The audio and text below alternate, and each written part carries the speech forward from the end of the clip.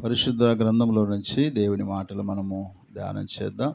ఈ రోజున మనము ధ్యానం చేయబోయేటువంటి అంశం ఏంటంటే గుర్తుపట్టుట.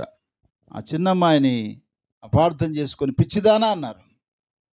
కానీ ఆ పిచ్చిదానా అని అనిపించుకున్నప్పటికీ సరేగాక ఆ అమ్మాయి గట్టిగా బలంగా స్థిరంగా ఉండి ఏమన్నా తెలుసా, మనం ఏ దైవజనుడి కోసం ప్రార్థన చేశామో ఆ దైవజనుడి పేతురు స్వరమే అని ఆమె గుర్తుపెట్టింది. నీవు నేను మనందరం ప్రభువైన యేసుక్రీస్తుని ఆ కాపరి స్వరాన్ని గుర్తుపట్టాలి. దేవుడు మనకిచ్చిన భౌతికపరమైన సేవకుని యొక్క స్వరాన్ని, తన వేదన, తన బాధను, తనకున్నటువంటి పరిస్థితిని అర్థం చేసుకోవాలి. గుర్తుపట్టగలిగితే ఖచ్చితంగా మనకు క్షేమం ఉంటుంది. పిల్లారా, పేతురు లోపలికి వచ్చాడు, సైలెంట్గా ఉండండి, దేవుడు నన్ను ఇలా తీసుకొచ్చాడు, మీరు ఇలా ప్రార్థన చేస్తూ ఉన్నారు, తన దూతను పంపించి ఆయన నన్ను ఇక్కడికి బయటికి తీసుకొచ్చాడని వారితోటి మాట్లాడి వారిని ధైర్యపరిచాడు. కాపరి ఎప్పుడు కూడా ధైర్యపరుస్తాడు, నవ్వుల పాలు చేయడు, నలుగురిలో నాశనం చేయడు. నలుగురిలో నీకు మహిమ రావాలని, ఘనత రావాలని, నలుగురిలో నువ్వు మెచ్చుకోదగినటువంటి జీవితం నీకు ఉండాలని ఆశపడతారు తప్ప ఎక్కడ మిమ్మల్ని ఇన్సల్ట్ చేయడానికి కాదు. అందుకే గమనించండి, స్పష్టంగా చదవండి అని చెప్పేది ఎందుకు చెప్పండి, నలుగురిలో మీకు గాలి తీయడానికి కాదు.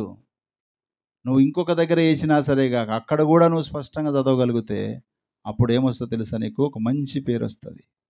చక్కగా పాడుతున్నారు, చక్కగా చదువుతున్నారు, చక్కగా ప్రార్థన చేస్తున్నారని. ఈడనే కింద మీద పడినావనుకో, ఇంకా బయట ఎక్కడ ఉపయోగపడతావు, నువ్వు ఎక్కడ ఉపయోగపడడానికి అవకాశం ఉండదు. కాబట్టి ప్రియులారా, స్వరాన్ని గుర్తుపట్టారు.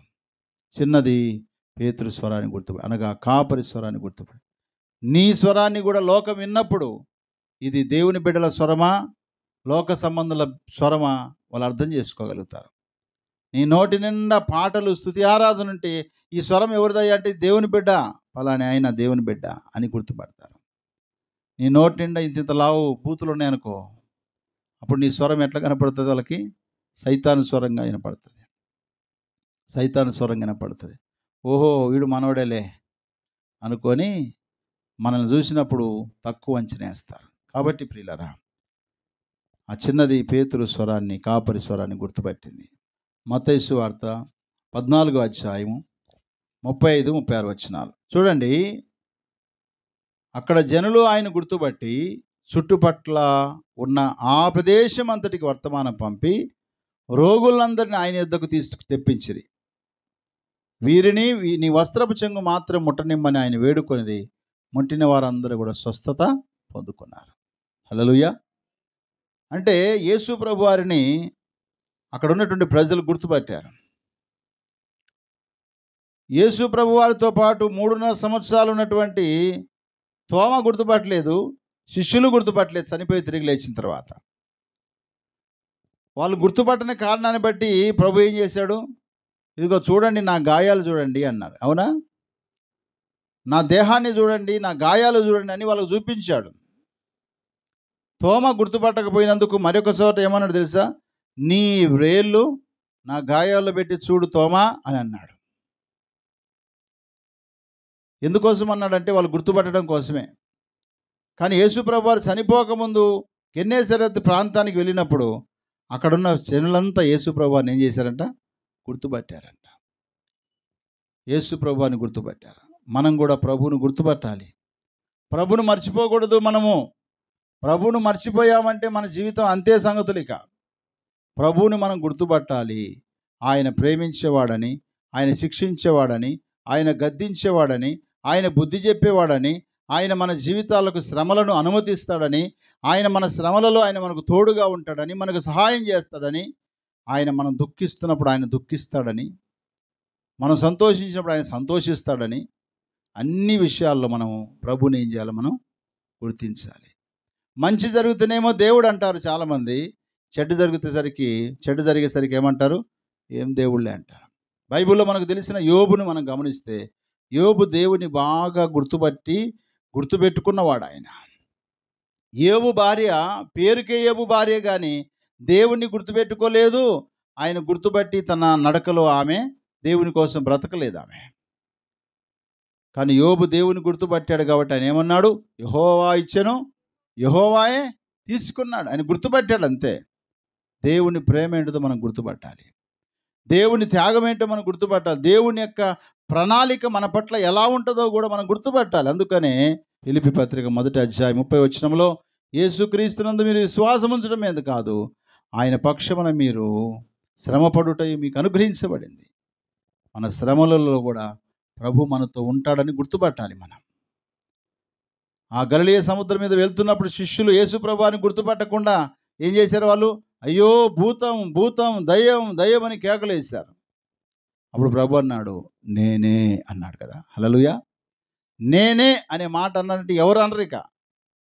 నేనే అనగా యేసు ప్రభు ఒక్కరే ఈ మాట చెప్పింది, ఎవ్వరు చెప్పలేదు ఇంతవరకు. నేనే మార్గం సత్యం జీవం అన్నాడు. యేసును గుర్తుపట్టాలి. మన శ్రమ పడుతున్నప్పుడు మనతోనే ఉంటాడు ఆయన. మన బాధల్లో ఉన్నప్పుడు మనతోనే ఉంటాడు. మన కన్నీటితో ఉన్నప్పుడు మన పక్కనే ఉంటాడు ఆయన.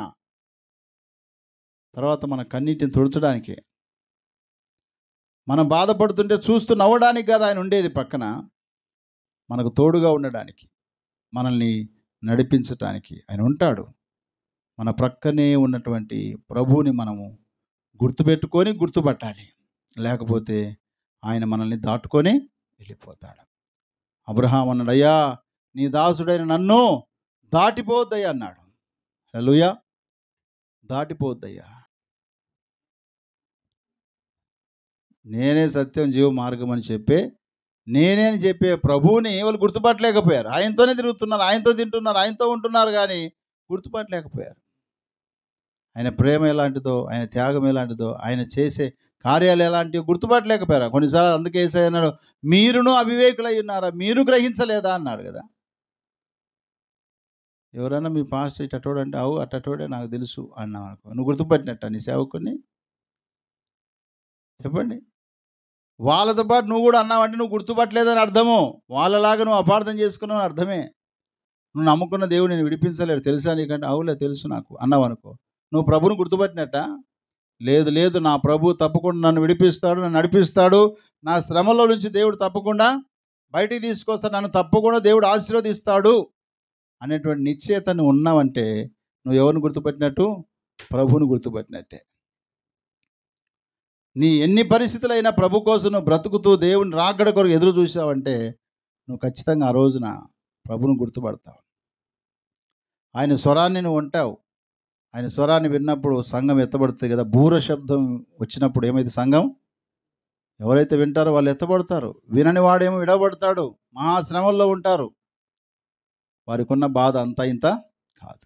కాబట్టి ప్రియులారా, మనం కూడా గుర్తుపట్టే విషయంలో మనము ఎన్నికగా ఉన్నామా లేదా? కాపరి స్వరము, దేవుని స్వరము, సేవకుని స్వరాన్ని వినేటట్టుగా మనము గుర్తుపట్టేటట్టుగా మనం ఉండాలి. నీ కొరకు నా కొరకు త్యాగం చేసినటువంటి ప్రభు అయిన యేసుక్రీస్తు యొక్క మనస్సును మనం గుర్తెరిగి ప్రభు పిల్లలమని లోకానికి తెలియజేసే రీతిగా, తెలుసుకునే రీతిగా మనం ఈ లోకంలో బ్రతుకుచు ముందు కొనసాగాలని ప్రభుపేట ఈ మాటలు తెలియపరుస్తూ ఈ మాటలు ముగిస్తున్నాను. అలాంటి గుర్తుపట్టేటువంటి జీవితాన్ని పరిశుద్ధాత్మ దేవుడు మనందరికీ సహాయం చేయను గాక. ఆమేన్.